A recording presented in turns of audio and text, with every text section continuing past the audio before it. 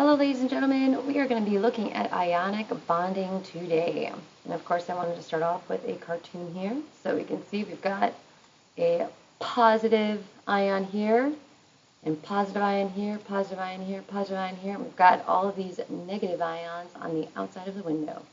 And it says, perhaps one of you gentlemen would mind telling me just what is outside the window that you find so attractive. Okay. Gotta love chemistry humans. All right, so what is an ionic bond? An ionic bond results from the transfer of electrons from a metal to a nonmetal in order to obtain a full valence shell for both atoms. Okay, we already talked about this in notes 1. Here we can see the valence electrons being transferred in order to complete that full octet on your nonmetal.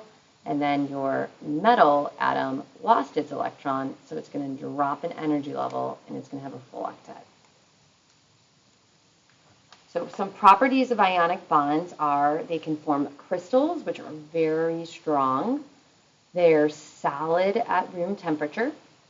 They have very high melting and boiling points. They do not conduct electricity when they're in the solid state.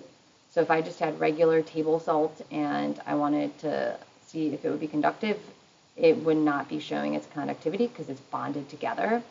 But if we take that salt, like sodium chloride, like here we got sodium chloride, if I take that and put it in water and it dissolves, we now have a positive and a negative ion, and that's going to allow us to conduct electricity.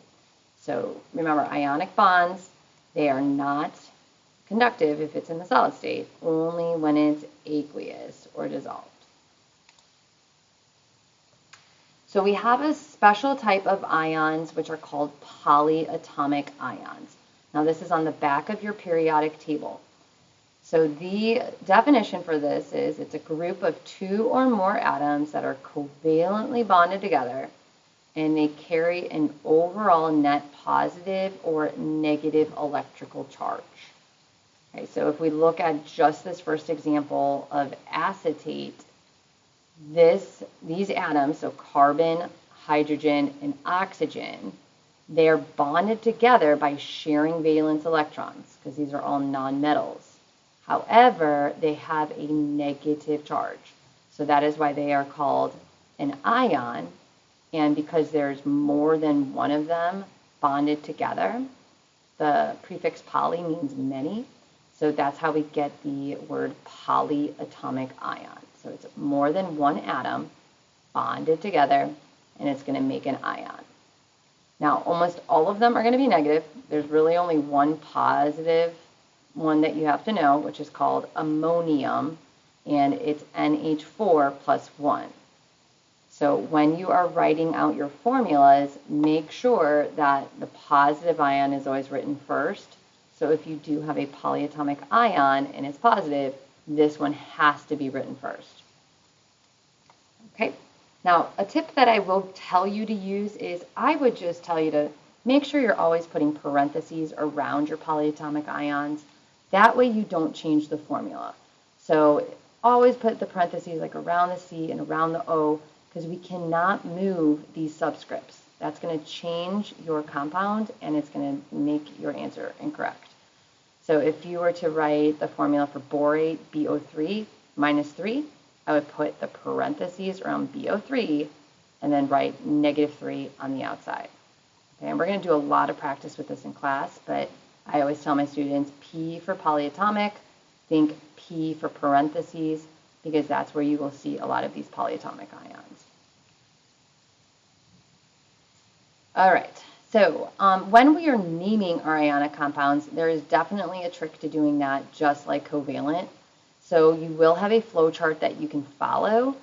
And in this flow chart, you want to make sure that you are writing the first element's name first. So if I look at my chemical formula here, I have Mg as my first element. So I'm going to look it up on my periodic table and see that it's magnesium. I'm then going to look up my second element, which is Cl, and I'm going to see that's chlorine. So that's the first thing I need to do. Now, with my first element, I need to ask myself if I need a Roman numeral after my first element. Now, the only time that you need a Roman numeral is if it is a transition metal. So recall that all of your transition metals are in that middle block of your periodic table. So if we look at magnesium, we know that magnesium is in group 2. It's an alkaline earth metal, so it does not need a Roman numeral. So we're going to say no. We're going to flow down our chart, and then we're going to write the second element's name. Second element's name is chlorine, and then we're going to look at, do we have a polyatomic ion? So chlorine, notice, it's just regular chlorine. It's on the periodic table, it's on the front. It does not have more than one element in it, okay?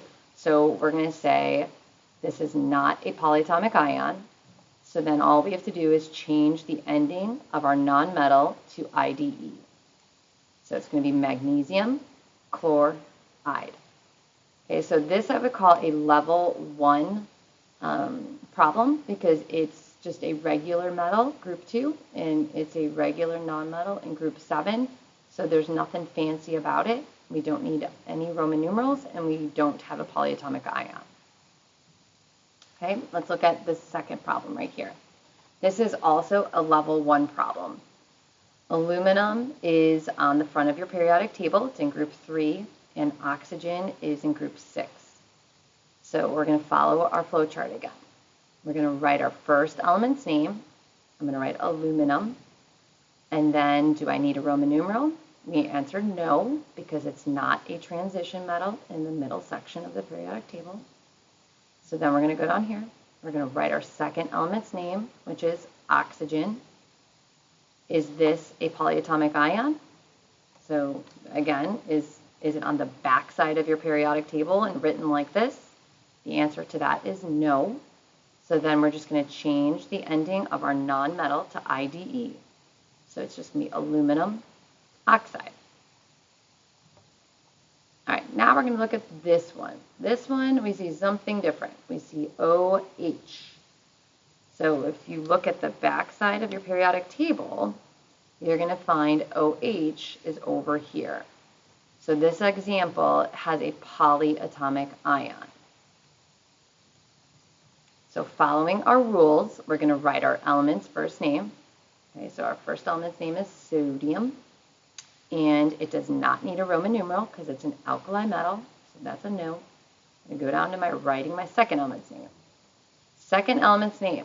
This is not oxygen, hydrogen. A lot of students will do that. All of your elements are capitalized.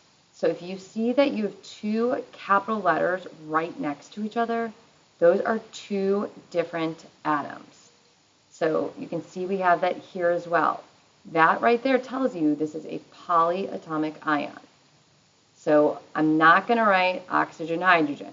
Instead, I'm going to notice this is a polyatomic ion, and I'm going to go back to my periodic table, flip it over, and I'm going to find hydroxide. Okay, so then how I name it is, I said yes here, okay? That was a polyatomic ion. So now I'm going to name it just sodium, and then the name hydroxide, because this is the name that was on the back of my periodic table. All right, let's go ahead and look at this one. This one has lithium as my first element, and then I have this weird one again. So lithium is a normal metal. It's on the front of your periodic table. It's in group 1. So I'm just going to write lithium. I'm going to find this one on the back of my periodic table. So on the back side of my periodic table, I'm going to go and find sulfate, SO4, -2. So I'm going to write sulfate.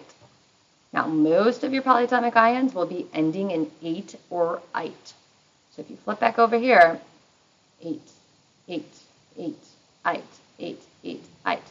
So I would tell you on your periodic tables to write above here, -8, -ite, because those are the endings to almost all of your polyatomic ions.